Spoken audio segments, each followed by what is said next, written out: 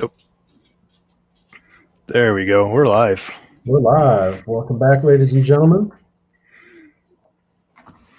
to another week of wonderful fantasy fishing. This is the back of the back to back to back. Yeah, The second back. the second back of what, four? It's three or four? It's three in a row, and then they have like I Three, think a couple weeks, and then yeah. Okay. All right.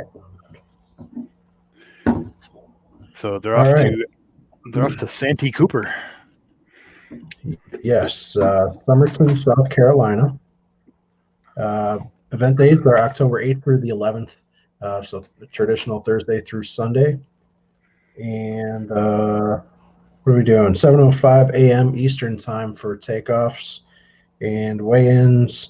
I've read two different things. I've read 3:20 p.m. Eastern, and I've read 3:30 p.m. Eastern. So one of the two. That might actually be like their flights, because I know some of them take off earlier than others and that kind of stuff. So who knows exactly what it is. I'll be honest, I really don't know much about Santee Cooper other than it's like two lakes put together. Yeah. Kind of thing. Trying to do a look, just real quick research on it. It was kind of difficult. Yeah. Especially on the Bassmaster, whether it's elites or anybody, trying to find like previous events was very difficult.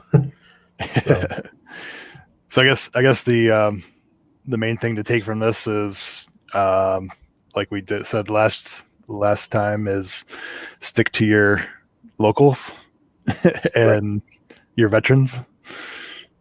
Yes. Yep.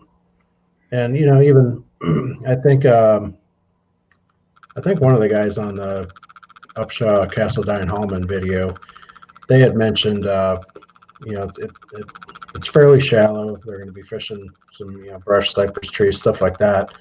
So trying to find guys that are comfortable, in that shallower water, junk fishing, wacky rig, which I'd probably do fantastic down there. Yeah, I heard the same thing, and yeah. But I mean, before I watched anything, I put my lineup in. I watched a couple things, and I think I made one switch, and it wasn't even anybody that they talked about. So I made one switch myself. It was in a B group, and I did take somebody that one of them had mentioned that didn't even cross my mind. But going back and thinking what kind of water he normally fishes, that makes sense, and I went and changed it. I think I know who you're talking about. Probably. All right, so let's hop right into it. Bucket A. It's probably not going to be a surprise. Like we probably picked the same person. Maybe. I think I went a little different than most people. All right. Well, you probably didn't then. You probably didn't pick who I did. Who'd you pick? I went with Matt Airy. Okay. From North Carolina. He is he's always in the hunt. I think he lives on making top 40s, so yeah. He always finishes well no matter where he fishes. And I'm trying to go off the sheet a little bit, not go too crazy, but at 10.6, he has half the amount that the leader Scott Canterbury does. So I figured let's go a little bit off the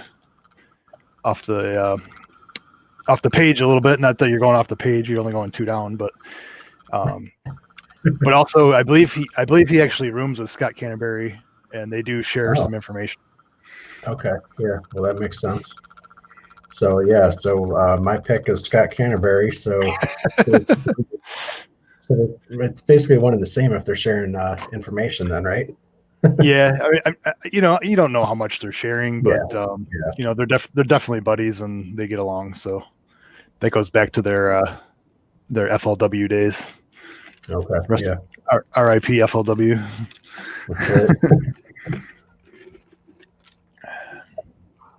Other people in that group, I mean, Seth Fighters is always a good pick. He likes to flip and pitch and do all that shallow water stuff. Even though people think he's a smallmouth guru, he really likes the shallow largemouth. Right. Canterbury, by the way, was 23.6%.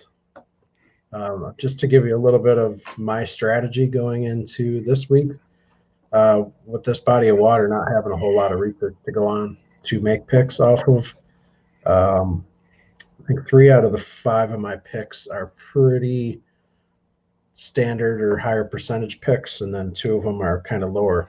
So I'm trying to stay safe, but with 2, not long shots, but 2 guys that I'm hoping to do well. Yeah, that's my strategy. Because I made up some ground this past week. I definitely made up some ground. I'm in the same boat. I have a couple higher guys, but even I'm at 94.5% on the season. I'm trying to bust through and get up there, and be a little bit higher. I'm gonna gamble right now. Yeah. So bucket B, I went Bucket with. B. I'm guessing you probably took the opposite guy of me, although we may have taken the same guy. I went with Brandon Cobb. I thought about him. I mean, he is. I don't know. I think he's probably like 3 hours away. So I don't know if that's close enough for him to want to drive home and back in the morning. Probably not, but no, probably not. I'm almost positive he's fished that body of water enough times. So I think that's a solid pick. Any guesses who I took? Probably Mr. Home Field Advantage, Patrick Walters. No, Todd Otten. He didn't even cross my mind. Wow. I'm taking another South Carolinian. Todd Otten. No. Jason Williamson. Yes. Yep. Jay Willie for 5.2%. Wow. So he hasn't been having the greatest year, but I don't know. That's my low. That's a little bit of a, I don't know, home run maybe if I can get him to catch some fish. Yeah. Yeah. All right. Yeah, I mean that group has has 4 South Carolina guys. Yeah. And I mean it also has Chris Zaldane, but I'm not reaching for that. So. No. Well, he did have a nice fish last week, but that one fish didn't come far enough. All right, let's head over to bucket C. Let's get through this stuff. This was an easy pick. Yes. You say it with me. 1, 2, 3. John Cox. John Cox. John Cox. He's gonna. He loves shallow water. He loves to wacky rig. This is his tournament. Should be. And it's crazy. And it's crazy that he's in bucket C. So, I mean, how many points does he have? 1479. Okay. Yeah. That's just, to me, that's just a simple pick. It's so easy. I mean, you could pick Lester, or, maybe a couple other guys, but to me, that's far and away the easiest pick for that group. Yep. And at 40.2%, you can't really go anywhere else. Right. That's a pretty, especially for that group. You look through the names there, and it's just, you know what? Just punch your ticket. Yep.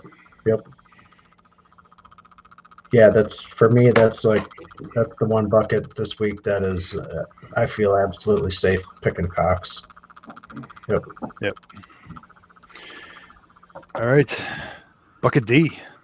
Bucket D. This was a little tougher one, right?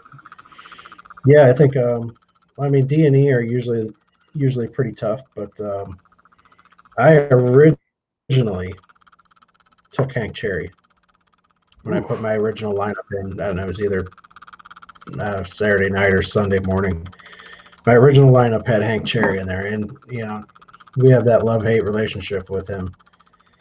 And I scratched him off for Kobe Krieger. That's what I thought you were going to take. 3.2%. Being a Florida guy, and I was swayed a little bit by Upshaw. Andrew Upshaw kind of, I think, persuaded me a little bit. Just some of the Florida guys are probably going to do well because that lake should fish similar. Yeah. All right, so I looked at Hank Cherry. I said, nope. I looked at Gerald Swindle. I said, I picked you too many times and you've let me down, and I will not pick him until he wins the tournament. I'm done picking him. No more. The G-Man's a great dude. He's funny, but I'm not picking him. I looked at Bill Lowen and I said, what's that? Did you catch the final day weigh-ins with or no, it wasn't final day. I was out fishing. I think it was Friday, day 3 weigh-ins. I think Swindle was last to weigh in, and he just jabbered on for like 5-10 minutes. No, I missed that. So then I looked at Bill Lowen and I said, "Meh," and Mr. Skylar Hamilton, meh. So I ended up with Carl Jacobson at 5.7%. The win he had last year was a later in the season event. I forget where he was, but and they've even talked on live that Carl seems to do better when the conditions are tougher. So you know what? Right. We're gonna roll the dice and go Group D with Carl Jacobson. That's my pick. I like it. Hey. I mean, yeah, and it's Hank Cherry. This 41.6. I'll take my chances elsewhere. Yeah, agreed. It sucks that the Bassmaster Classic champ is getting so much hate on our show, but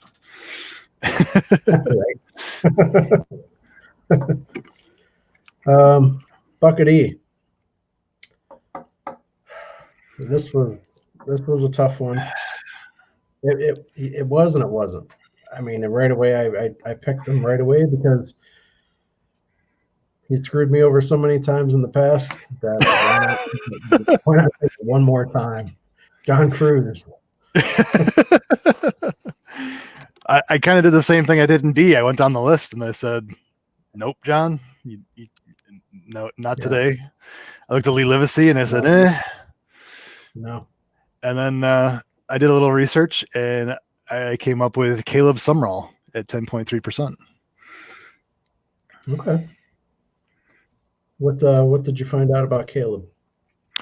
Now that you asked me that, like I was looking through it earlier, but let's see. Well, he's from Louisiana, so he knows how to fish the smaller water. And where was it?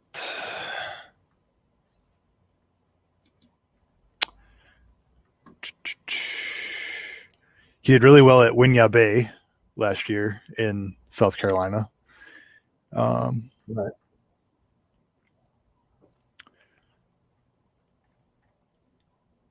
And I don't know.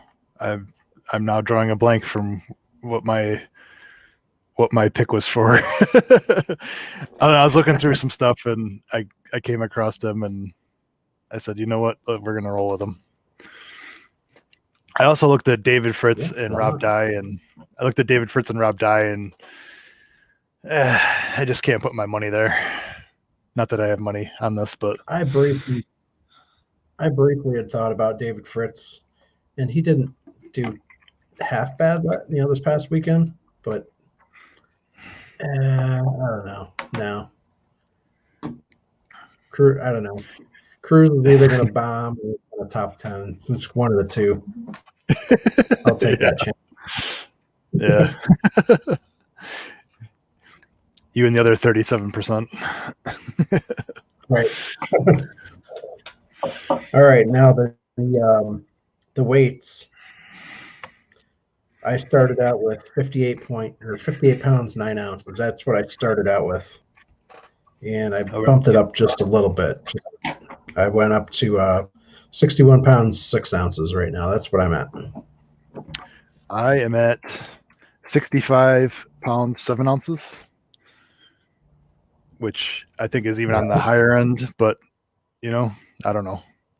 Ooh, we lost Matt. Let's see if he pops back in here real quick.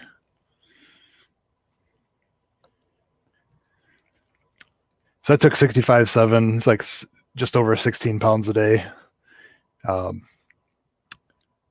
And it's going to be tough tournaments. We're in fall fishing, and at some point maybe the fish will change, but I don't think it's going to be this week. I'll give Matt another minute here. Matt, Am I back on? Am I here? you are here audio only, but Audio only. yeah. But we can close out the show now if you want. Oop, and now we lost audio.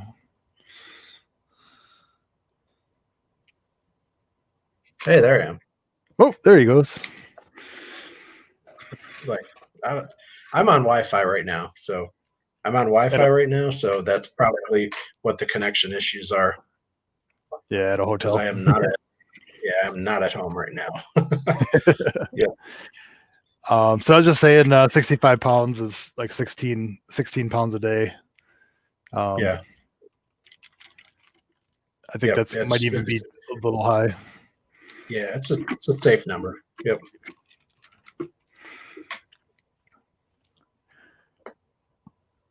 Did real quick, did you get out fishing at all Saturday? I did not. Huh. I had a birthday party for my nephew, so I didn't do anything. Yeah.